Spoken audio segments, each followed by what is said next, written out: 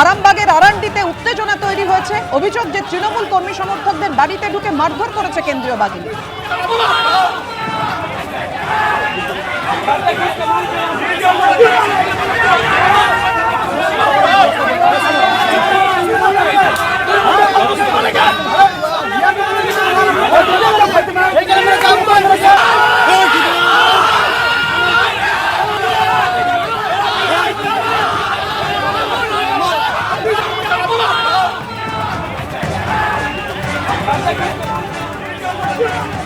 তৃণমূল কর্মী সমর্থকদের বাড়িতে ঢুকে কেন্দ্রীয় বাহিনী মারধর করেছে এমনটাই অভিযোগ।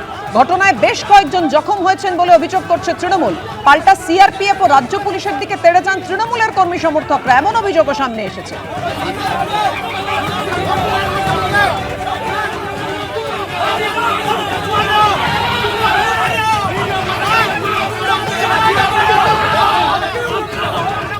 আমাদের আপনার 200 মিটারের অনেক পরে 300-400 মিটার পরে এই বুথটা হচ্ছে একটা পাড়া কেন্দ্রিক বুথ।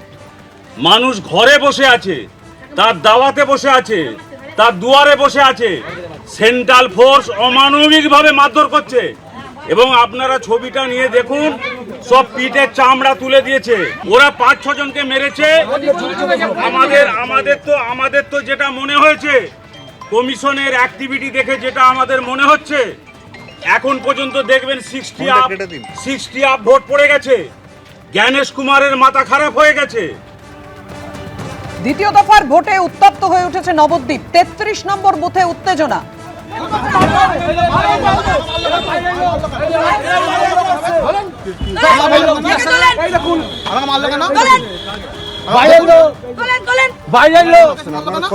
আমরা কেউ কোথা থেকে আসিনি।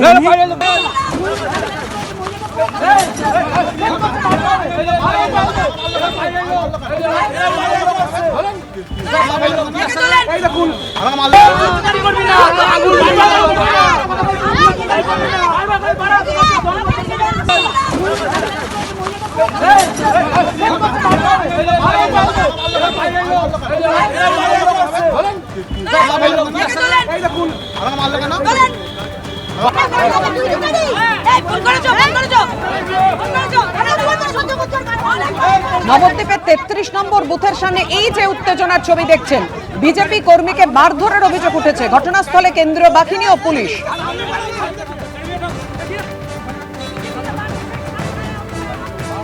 কেন্দ্রীয় বাহিনীকে দেখা যাচ্ছে সরিয়ে নিয়ে যেতে।